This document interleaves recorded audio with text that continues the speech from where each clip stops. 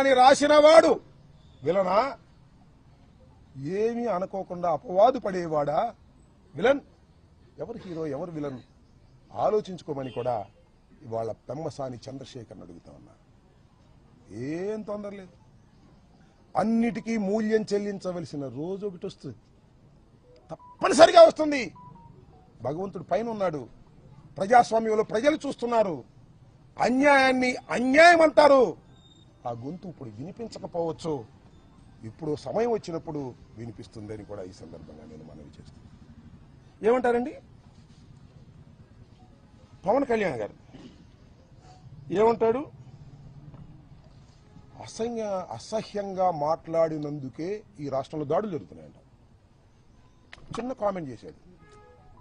ఉప ముఖ్యమంత్రి గారు అసహ్యంగా మాట్లాడినందుకు దాడులు జరుగుతున్నాయి.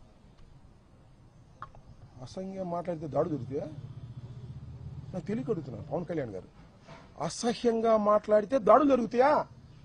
కేసులు పెట్టరా అనుకున్నాం కాసేపు. నేను అసహ్యంగా మాట్లాడాను, పొరపాటుని క్షమాపణ చెప్పానే, రియలైజ్ అయ్యానే, పశ్చాత్తాపడ్డానే, అయినా దాడులు చేస్తారా? దాడులు చేయటాన్ని సమర్థించావు పవన్ కళ్యాణ్ గారు, తప్పయ్యా. ఉప ముఖ్యమంత్రి గారు తప్పు. నువ్వు అసహ్యంగా మాట్లాడాలా? నేను అడుగుతా ఉన్నా. గౌరవనీయులైనటువంటి ఉప ముఖ్యమంత్రి గారిని, జనసేన అధిపతి పవన్ కళ్యాణ్ గారిని నేను సూటిగా అడుగుతా ఉన్నా. మీరు అసహ్యంగా ఎప్పుడు మాట్లాడలేదా? గుర్తు చేసుకోండి. గుర్తు చేయకపోతే నేను చెప్తా వినండి. ఏమన్నారు మీరు? ఏమన్నారు గుర్తుందా? ఇప్పుడు వింటున్నారా మీరు? వినకపోతే యూట్యూబ్ ఆన్ చేసుకుని నేను మాట్లాడే మాటలు వినండి. వైసీపీ ఎమ్మెల్యే నా కొడకల్లారా, చెప్పు పైకి తీసావు. ఎక్కడా స్పర్ ఆఫ్ ది మూమెంట్ కాదు, గొడవలో కాదు, ఒక వేదిక మీద, నీ జనసేన నాయకులందరూ కూర్చున్నటువంటి వేదిక మీద, మీడియా అంతా ఉన్నటువంటి వేదిక మీద ఒక మైక్ పెట్టుకుని మాట్లాడావు. నేను అలా కాదు. Spur of the moment, mike లేదు, కారులో ఉన్నాను, క్షమాపణ చెప్పాను. నువ్వు వైసీపీ ఎమ్మెల్యే నా కొడకల్లారా అన్నావే, ఏదో అప్పుడు ఎమ్మెల్యేనేగా. నా కొడక అంటే అర్థం ఏంటో తెలుసా నీకు పవన్ కళ్యాణ్ గారు? నేను అడుగుతా ఉన్నా, ఇప్పుడైనా పశ్చాత్తాపడ్డా నీ జన్మలో? ఇప్పుడైనా పశ్చాత్తాపడ్డావా? నేను పడ్డానయ్యా, ఎమ్మటే వితిన్ అవర్స్ లో పడ్డా. నా మీద దాడి చేయడం కరెక్ట్ అంటావు నువ్వు ఎప్పుడైనా పశ్చాత్తాపడ్డావా? పోనీ ఇప్పటికైనా పశ్చాత్తాపడుతున్నావా? నీకైతే లైసెన్స్ ఉంది, ఎవరైనా తిట్టొచ్చు. మేము స్పర్ ఆఫ్ ది మూమెంట్ లో తిడితే దాడులు చేసుకోవడానికి లైసెన్స్ ఇస్తావు. ఏంటిది నాకు అర్థం కాల. సపోర్ట్ చేసుకో చంద్రబాబు, మాకేం అభ్యంతరం లేదు. అన్యాయాన్ని అన్యాయం అనలేని వాడివి నువ్వే ఉప ముఖ్యమంత్రివే, నీకు చంద్రబాబుకి తేడా ఏంటని అడుగుతా ఉన్నా. అంతేకాదు, వాళ్ళ అన్నగారు నాగేంద్రబాబు గారు సీఎం తిడితే ముద్దు పెట్టుకుంటారు, జైల్లో పెట్టక అన్నాడు. అయినా అంబటి రాంబాబు కాపును ఆపాదిస్తారేంటి అంటే నేను కాపును కాదనమాట, వాళ్లే కాపులు అనమాట. ఏమండి, అంబటి రాంబాబు కాపును ఆపాదిస్తారేంటి? కాపును కాదా నేను? సందర్భం వచ్చినప్పుడు కాపుల కోసం గొంతెత్తిన వాడిని అని కూడా మనవి చేస్తున్నా. మీరు గొంతులు మూసుకున్నారయ్యా. నువ్వు మీ తమ్ముడు పవన్ కళ్యాణ్. చిరంజీవి గొంతెత్తాడు, గుర్తు చేస్తున్నా. చంద్రబాబు నాయుడు కాపుల్ని బీసీలో చేరుస్తానని ప్రామిస్ చేస్తే, చేర్చకపోతే ముద్రగడ పద్మనాభం ఉద్యమ శంఖాన్ని ఊదితే ముద్రగడ పద్మనాభాన్ని తీసుకెళ్లి హాస్పిటల్లో పెట్టి చిత్రహింసలు గురి చేస్తుంటే ఈ అంబటి రాంబాబు గొంతెత్తాడు కాపుల తరపున. నేను కమ్మ ద్వేషిని కాదు, నా కులం తరపున గొంతెత్తాను. ఇచ్చిన వాగ్దానాన్ని నెరవేర్చలేదని ముద్రగడ పద్మనాభం ఉద్యమం చేస్తుంటే హైయత్తులో మీటింగ్ పెట్టాం. మహానుభావుడు దాసరి నారాయణరావు గారు వచ్చాడు, చిరంజీవి గారు వచ్చారయ్యా. చిరంజీవి గారు మీ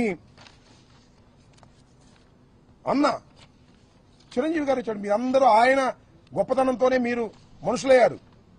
చిరంజీవి గారు వచ్చాడు, దాసనారాయణ గారు వచ్చాడు, బొత్స సత్యనారాయణ గారు కోఆర్డినేట్ చేశాడు. వెళ్ళి రిక్వెస్ట్ చేస్తే తోట చంద్రశేఖర్ గారు, శ్రీరామచంద్రయ్య, పల్లవరాజు గారు, కన్నబాబు గారు అందరూ వచ్చారు. వచ్చి ఇప్పుడు ఒకటే చెప్పారు, వంగవీటి మోహన రంగారావును కోల్పోయాం గాని ముద్రగడ పద్మనాభాన్ని కోల్పోవడానికి సిద్ధంగా లేవు, ఖబర్దారని చిరంజీవి గారు మాట్లాడాడు, దాసనారాయణరావు గారు మాట్లాడాడు. ఎక్కడున్నారు అప్పుడు మీరు? ఏమండి నాగబాబు గారు, చాలా ఎత్తు పెరిగారు మీరు. ఎక్కడున్నారండి అప్పుడు? మీకు ఫోన్ల కోసం ట్రై చేస్తే దొరకలేదండి మీరు. పవన్ కళ్యాణ్ గారు దొరకలేదండి.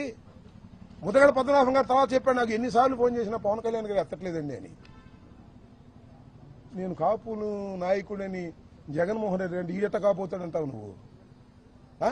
కాపుల కోసం గుంతెత్తిన వాడినయ్యా, కాపులకు అన్యాయం జరిగితే తప్పని చెప్పిన వాడినయ్యా, 10 మందిని పోగేసి హయత్లో మీటింగ్ పెట్టి ముద్రగడ పద్మనాభాన్ని కాపాడుకోవాలని ప్రయత్నం చేసినటువంటి మనసున్న వాడినయ్యా. నేను కమ్మ వ్యతిరేకిని కాదయ్యా, కాపు కులంలో పుట్టాను కాబట్టి నా కులానికి అన్యాయం జరుగుతుంటే మాట్లాడాలని ప్రయత్నం చేసినటువంటి వ్యక్తిని కాపు కాదంటావా నువ్వు? మీరే కాపులా? మీరే కాపులా అంటున్నా. ఏమండి, చంద్రబాబుని తిడితే అనుకోని కాసేపు కమ్మవారిని తిట్టినట్ట. ఏమండి, చంద్రబాబుని తిడితే కమ్మవారిని తిట్టినట్ట. రాంబాబుని తిడితే రాంబాబు ఇల్లు తగలేస్తే, రాంబాబుని చంపడానికి ప్రయత్నం చేస్తే, రాంబాబు కారులు ధ్వంసం చేస్తే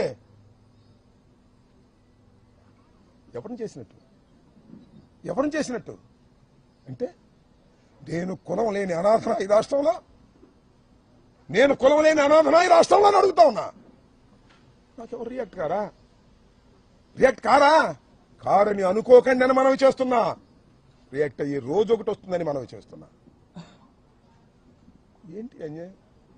చంద్రబాబుని తిడితే కమ్మవారికి కోపం వస్తుంది, రాంబాబుని కొట్టినా తిట్టినా దౌర్జన్యం చేసినా ఎవరికి కోపం రాకూడదు. పవన్ కళ్యాణ్ గారు చెప్తున్నాడు, నాగేంద్ర బాబు గారు చెప్తున్నారు, మీరు ఎవరికి కోపం రావద్దండి. ఎన్నాళ్ళు తాగుతారయ్యా చంద్రబాబు నాయుడు మోచేతి నీళ్ళు? ఎన్నాళ్ళు తాగుతారు చెప్పండి? నీకు మంత్రి స్థాన్ని ఎగ్గొట్టినా కూడా నువ్వేం మాట్లాడవు. ఏమిటి అన్యాయం అని అడుగుతా ఉన్నా. గుర్తుపెట్టుకోండి, నేను చెప్తున్నా, every dog has its own day. ప్రతి కుక్కకి ఒక రోజు వస్తుంది, దిస్ ఇస్ సేయింగ్. ఈ రాంబాబు అనే కుక్కకి కూడా ఒక రోజు వస్తుంది. ఈ కులం లేని కుక్కకి కూడా ఒక కులం ఉంది, గుర్తుపెట్టుకోండి. లేదనుకోకండి, మీకే ఉందనుకోకండి. ఈ కులం లేని కుక్కకి కూడా ఒక కులం ఉంది. రాష్ట్రంలో కులాల ప్రస్తావన చేస్తుంది మీరు.